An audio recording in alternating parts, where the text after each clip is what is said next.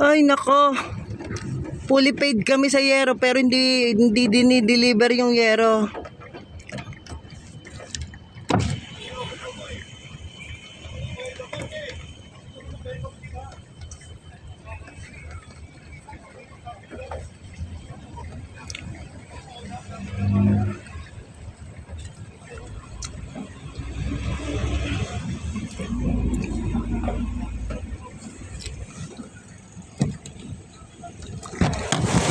Ay!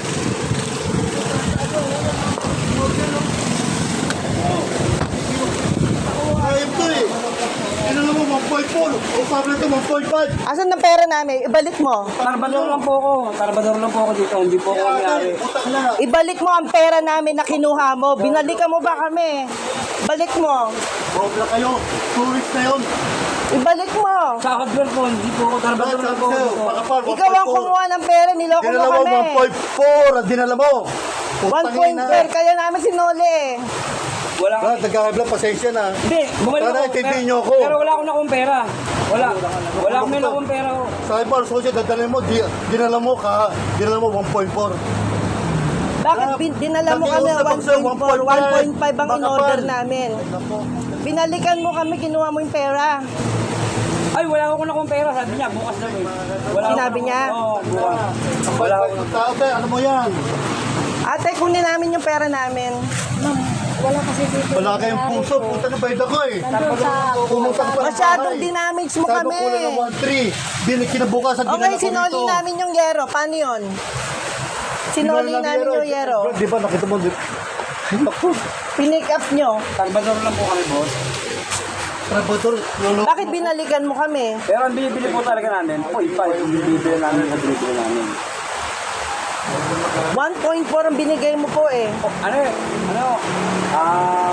0.5, hindi 1.4. 0.5 ka 0.4. Manipis po yung binigay nyo sa amin. Manipis po yon. Manipis po. Fully paid kami rito. Kay Mrs. fully paid kami. Alangan magkupitin ko po yung pera. Ako, tarbador lang po ako. Yun ang binibili namin. May resibo po yan. Binibili po namin. Pinuko lang namin sa, pipikapingin lang namin sa pinakabodega. Alangan ako kung mandayan. O, nasan na yung yero namin? Ibalik niyo yung yero namin. 1.5. Bigyan niyo ulit sa amin. Bayad yun eh. Bayad eh. Bayad yun. Bayad kami, bakit na ba kayo ganun? Naabala kami kasi basa na yung gamit ko. Kung hindi rin lang maibibigay yung yero namin, huwag nyo na lang kaming tanggaping customer. Dapat yun, Kasi sakto meron kaming hardware na nauutangan Puso, pa. bayad kami. Basang-basa na kami. Pabalik-balik kami rito sa inyo, di ba? Tawagan mo yung may-ari. Isauli na lang yung pera sa amin. Etong matanda na to ang nag-ano sa amin eh. Yun eh. Ate, Ano yan? ano po, minessage po namin yung may-ari po. Tapos sinawagan na rin po namin. Nasa kasal po. Kasal siya.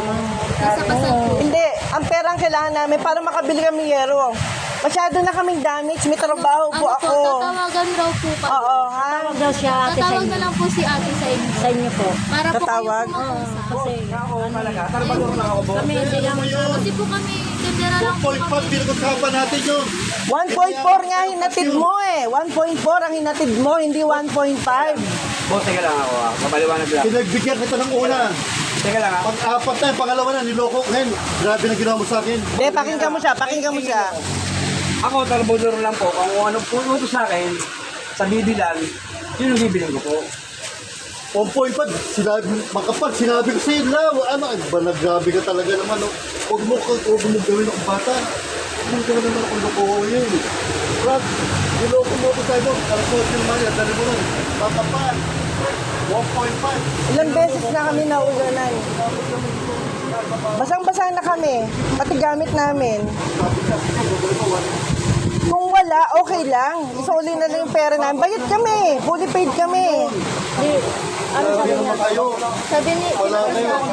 sabi ni ate, tatawagan daw si ate. Wala po kasi si ate Nino sa mata. Ay! Natawag na lang daw. Pero may number kami, may number kami.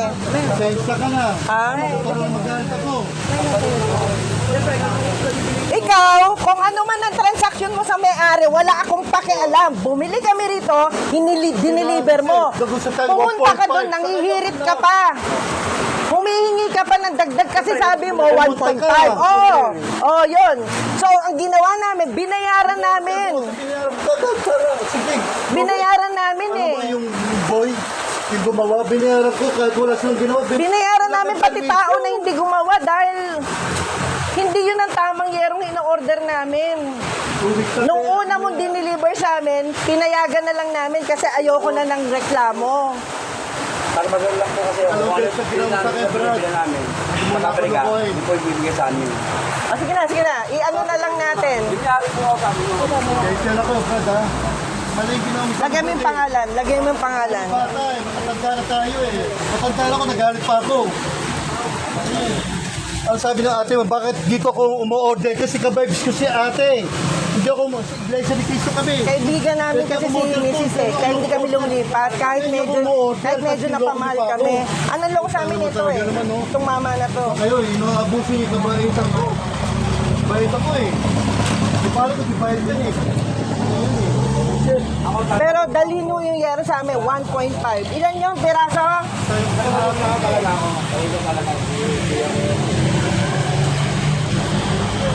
Sige ma'am, tatawag na lang siya. Nasa kasal kasi si ate. Opo, naintindihan na po namin. Dilabas lang niya yung galit. Dahil sobra na eh.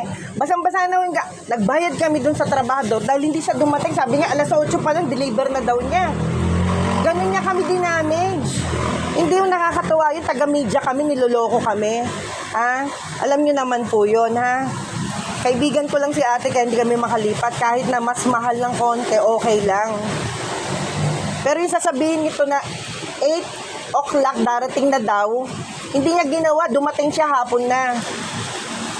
May bayad yung trabahador, di ba? Hindi po nakagawa kasi. May bayad yung trabahador.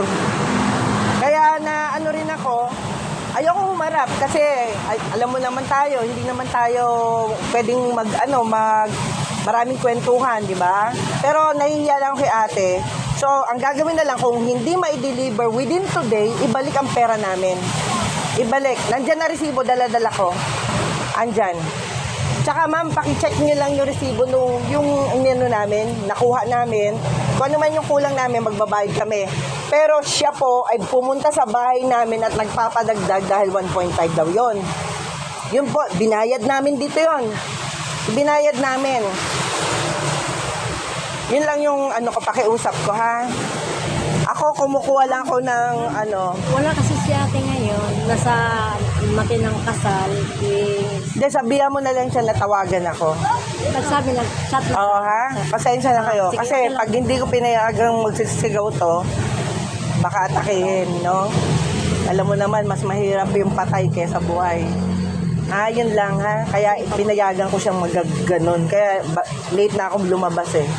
Kasi talagang siyang inaaway ko dahil unang-una siyang kausap ko. Di ba? Pasensya na. Salamat, ha? Salamat. Ikaw si? Ate Nita, o ikaw? Mary Nita. Pakisuyo na lang kay ate, ha? Para at least, kung hindi madala ngayon, paano? Kahit nasarado ang gate namin, may tao sa loob, pwedeng katukin, pwedeng mag-doorbell, ihatid lang yung gamit namin. Ha? Ma'am, sa ngayon, hindi pa yata ngayon kasi wala si ate. Hindi, bukas nga po. Meron po kaming pagsamba bukas, kaya wala kami sa bahay. Pero nandyan yung anak ko. Yun ang ibig ko lang sabihin. Na yung anak ko nandyan, kahit nilalak namin yung labas, pwede namang mag-doorbell. Oo, may tao naman. Yun lang yung pakiusap ko, ha? Salamat sa inyo. Oo, ha? Alam ko, 24-15 ba? Ano po, 1.5 yung kapal, ito 24 feet. Yero. Oo. Wala yun, ma'am? Ha? Peraso yun. Apat. 4 yata eh. 40. Tapos nagpadagdag ka. Ay! Ilang yero, ilang piraso yon? 4 lang? Oo, 4 lang. Ano pa kulang? Ilang. Ano mo na?